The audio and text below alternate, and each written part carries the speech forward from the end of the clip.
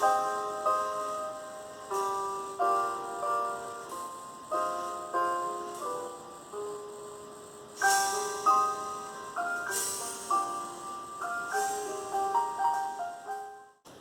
students, Namaste again.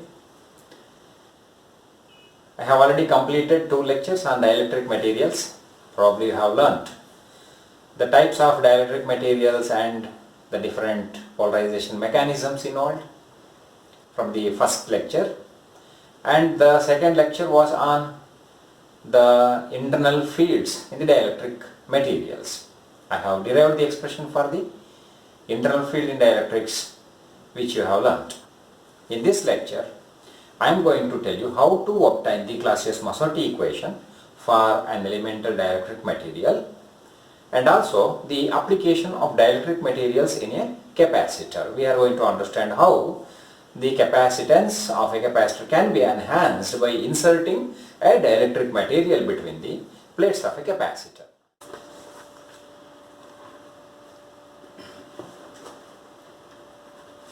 Let's start the derivation of Clausius-Mosotty equation. This equation is particularly for elemental dielectric materials, means the material that comprises of atoms of one type. For example, sulfur, phosphorus, diamond. These are the materials which are basically non-polar dielectrics comprising of single type of atoms. In such materials, only electronic polarization is possible, the other polarization mechanisms are almost absent. Hence, in our derivation, we will consider only the electronic polarizability.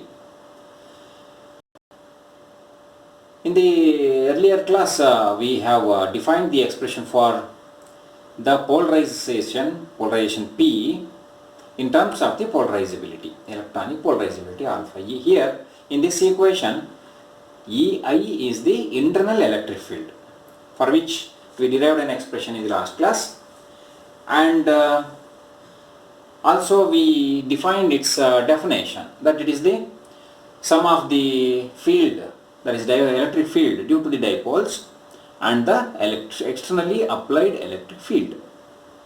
Here n represents the number of dipoles per unit volume.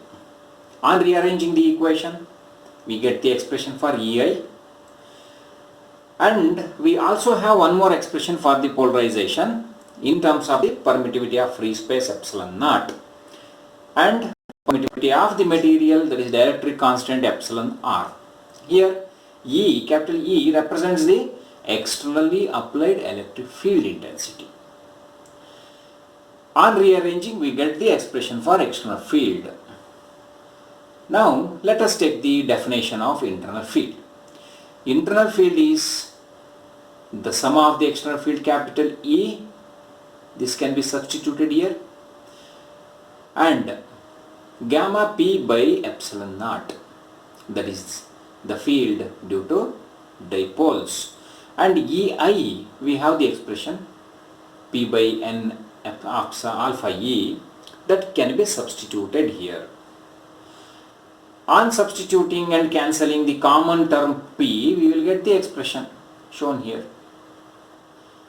Or on simplifying, we will get the expression in this form, 1 by N alpha E. Here 1 by 3 is taken in the place of gamma because according to Lorentz, for cubic structure, the gamma value is 1 by 3. So further steps are only simplification. Take the LCM and simplify. So you will get this expression. And if you take the reciprocal, you will get this expression. So either this or this can be treated as the Clausius-Mosotty equation. This Clausius-Mosotty equation is valid importantly for crystalline materials. And they must have high degree of symmetry. That high degree of symmetry is not possible in gases and of course in liquids. Therefore, Clausius-Mosotty equation is used especially for solid dielectrics. This particular equation gives a relation for the microscopically measurable dielectric constant, that is epsilon r, with the atomic property, that is electronic polarizability. So this is a simple way of deriving Clausius-Massorty equation. We just took the expression for polarization in terms of n alpha E into E, I, and polarization epsilon naught into epsilon r minus 1 into E. And we obtained equations for EI and E from them, and then substituted in the expression for internal field and simplified in order to get this expression, that is Clausius-Massorty equation. Now let us understand the role of dielectric materials in a capacitor. You can recall that I had used one animation showing a parallel plate capacitor for understanding the polarization mechanisms in a dielectric material.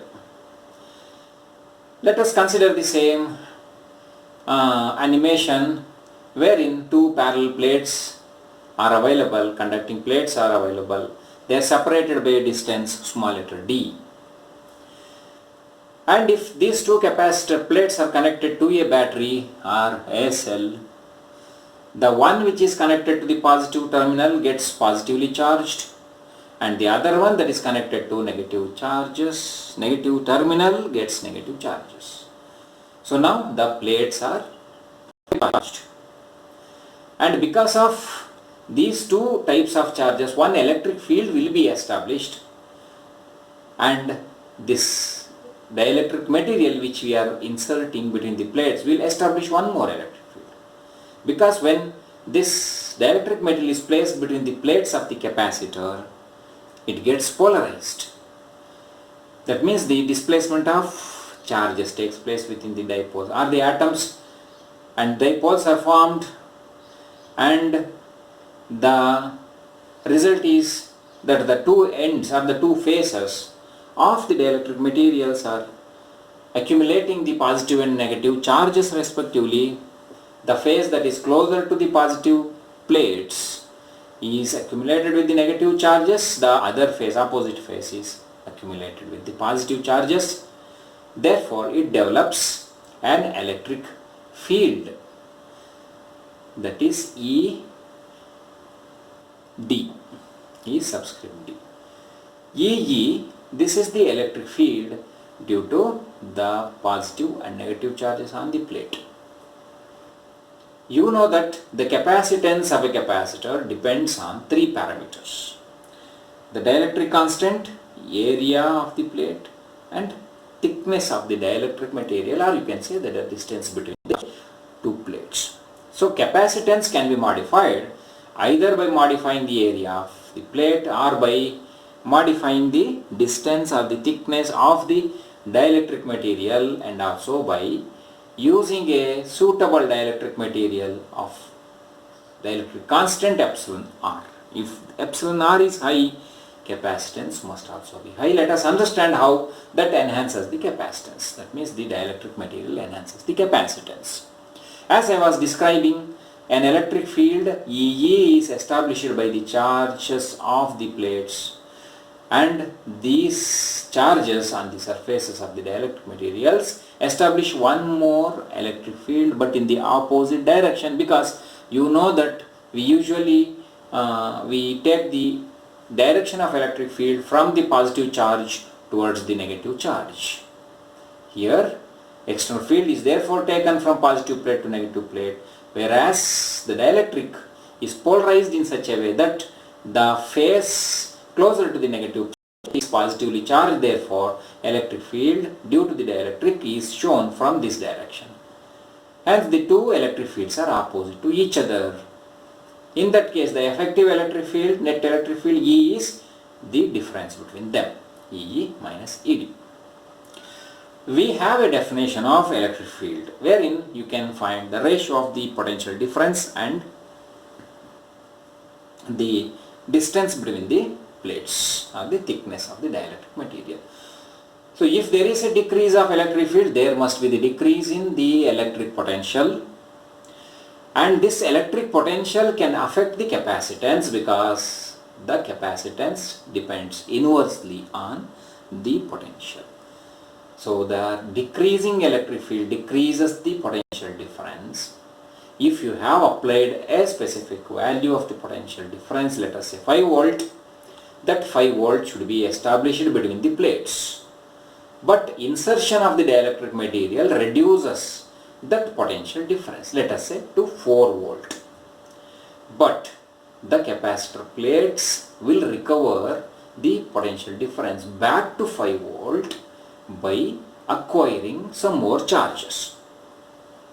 Let me tell you more clearly that when the dielectric material is inserted between the plates of the capacitor, electric field is reduced, net electric field is reduced because of the two opposing electric fields. This decreased electric field decreases electric potential. When electric potential difference is decreased, there is a room for more charges to be accumulated on the plates of the capacitor, because the capacitor essentially recovers the potential difference back to its original value as it is connected to a battery of a typical value of potential difference 5 volt. So if 5 volt is applied, the same 5 volt should exist between the plates of the capacitor ideally. For that reason, the capacitor plates try to regain the charges or acquire some more charges to go back to the original potential difference. In this way, the dielectric material can enhance the capacitance of the capacitor. This reduction in electric field or reduction in electric potential is more if epsilon r is high. If the polarization is more efficient within the dielectric material, then it is possible to reduce this electric field more effectively.